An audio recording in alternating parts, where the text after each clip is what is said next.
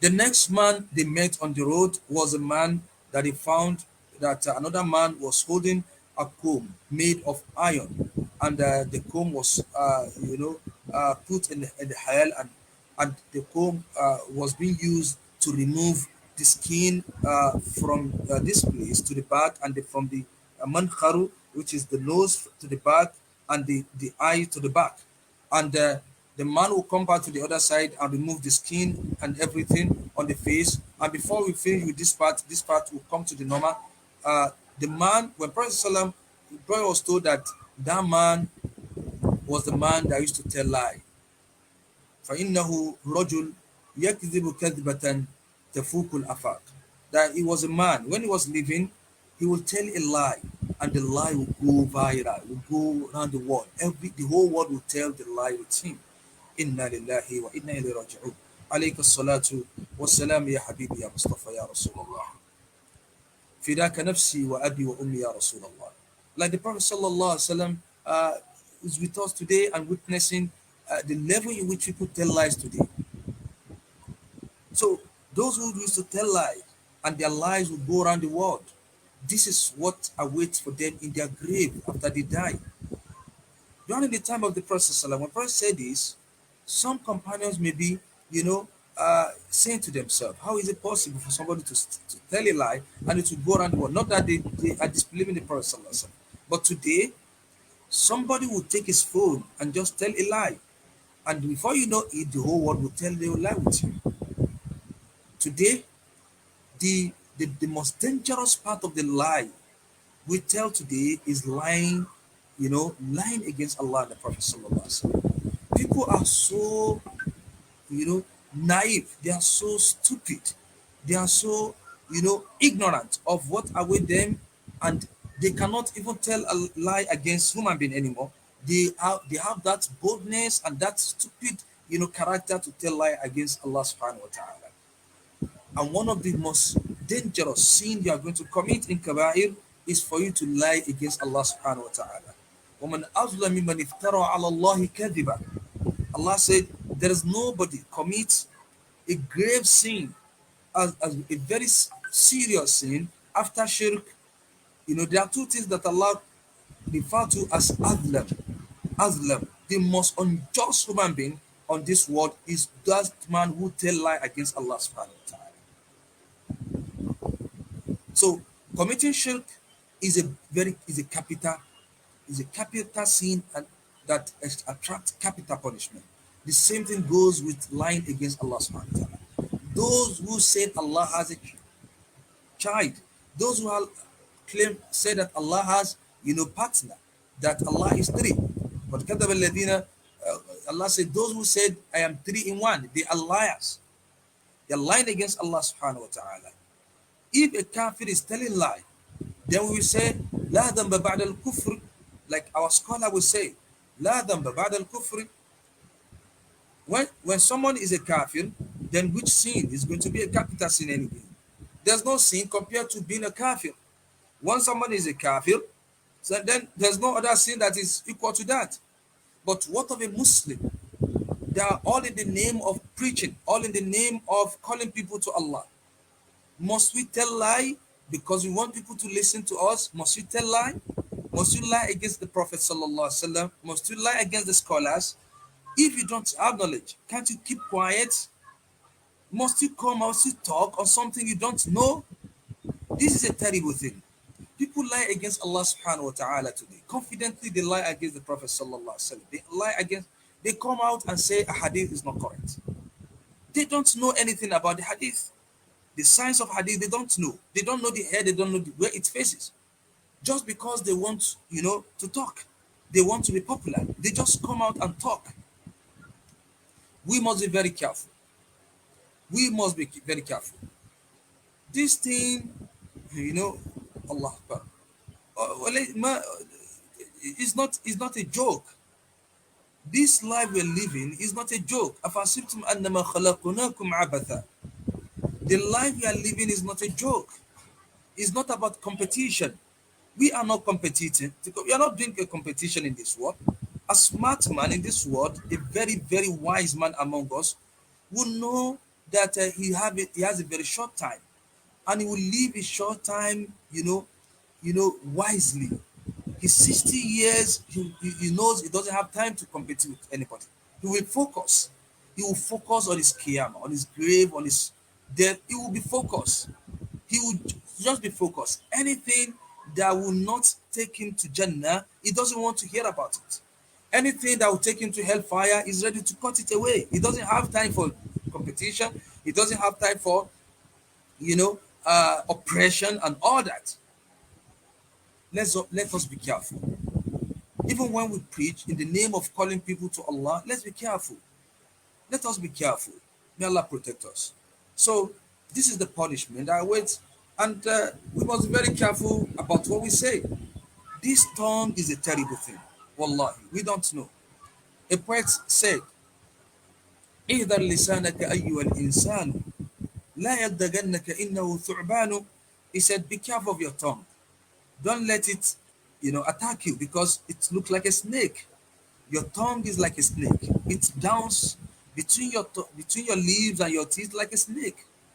You can imagine the kind of protection Allah gives to the tongue. Allah protects it with, the teeth that can cut easily, and protect it with, because to tell you, the danger of this, part of the body, this organ. Mu'az radiallahu anhu asked the Prophet sallallahu alaihi wasallam, he said, Prophet, tell me what I should do that will save me from the torment of Allah, the punishment of Allah subhanahu wa ta'ala. Then the Prophet said to me, he said, be careful of your tongue. I said, I should be careful of my tongue. Are we going to be held responsible? We'll be held responsible of our tongue. He said, Sakilatika Ummuka. He said, Mu'az, may your mother lose you. Don't you know that many people will be dragged to hellfire in the day of resurrection because of what their tongue has harvested for them? This your tongue is really creating problems, serious problem for you, but you don't know. One of things that will you know will bring us a serious problem in our grave is our tongue. The Prophet said, Man yadmununi, whoever can guarantee me what is in between his two legs and his two lips in the job situation, I'll guarantee him Jannah. So if you cannot guarantee, cannot guarantee on these two things, then forget about your Jannah and prepare your hellfire. In the hadith of Abdullah ibn Abbas radiallahu anhu, fi Sahih, Sahih Bukhari and Muslim, the story of two graves that Prophet ﷺ passed by is well known to all of us. The Prophet said to them that these men in these two graves are going through serious torture, and they are not being tortured on a big thing. The scholar said, Imam Hajar al-Asqalani and some other scholars of hadith, they said the Prophet ﷺ was not referring to the sins committed by these two people to be cheap sins, by saying that they are being punished not from something big. That what Prophet was trying to say is that what they are being punished of are things that you don't take, precaution of. You don't take it to be serious.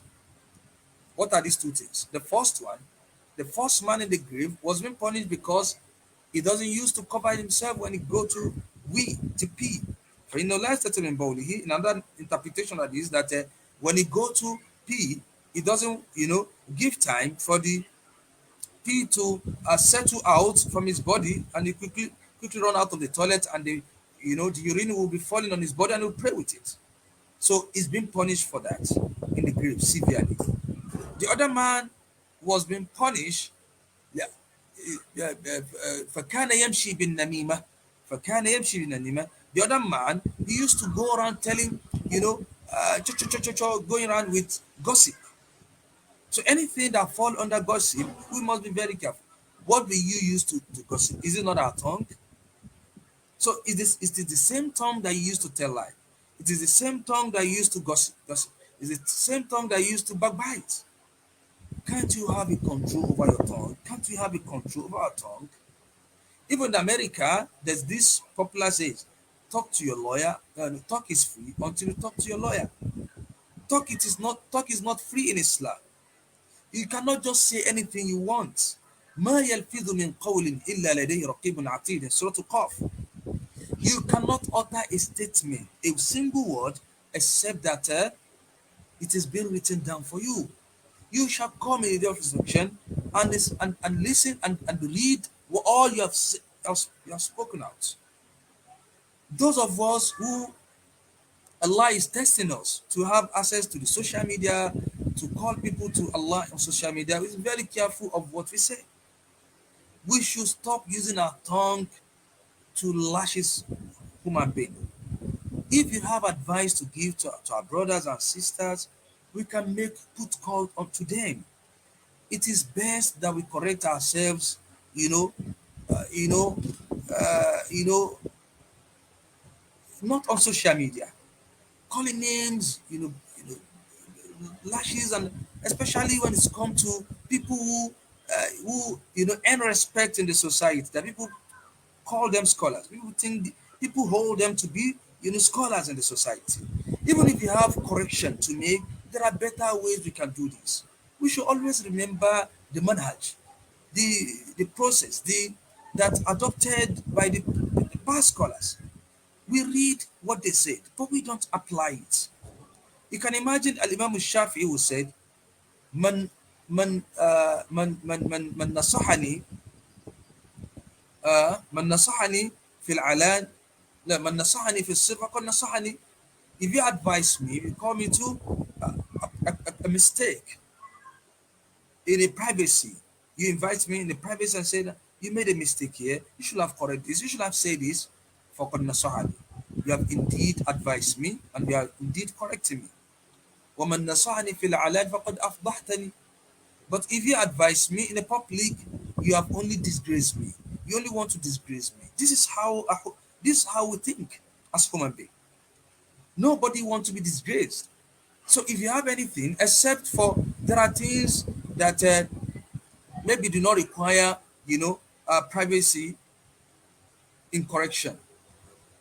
Because if you look at the maslah, the danger, you know, on what somebody say on the social media and calling that person in privacy to correct him probably may not do justice to what he has said. And some people are born of arrogance.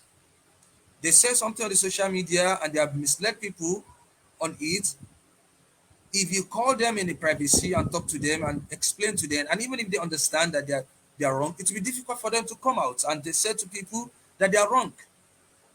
So you can make correction on that. You may not need to mention name. You can just make correction, and the method in which you are going to use correction should not be a method that will be as if you just want to compete or you just want to. We should be very careful of our tongue. So this is what awaits those who tell lies and people join them in telling lies. And when you see something on social media and people tell you to share, continue to share, don't rush to share. Make sure you verify. والمرجفون في المدينة لنغرينك بهم ثم لا يجاورونك فيها إلا قليلا. Don't be among those Allah described in this verse, those who create havoc, fear on the land by telling, lies and fake news and all that. So we should be very careful of fake news and fake and the lies that we tell around the world today.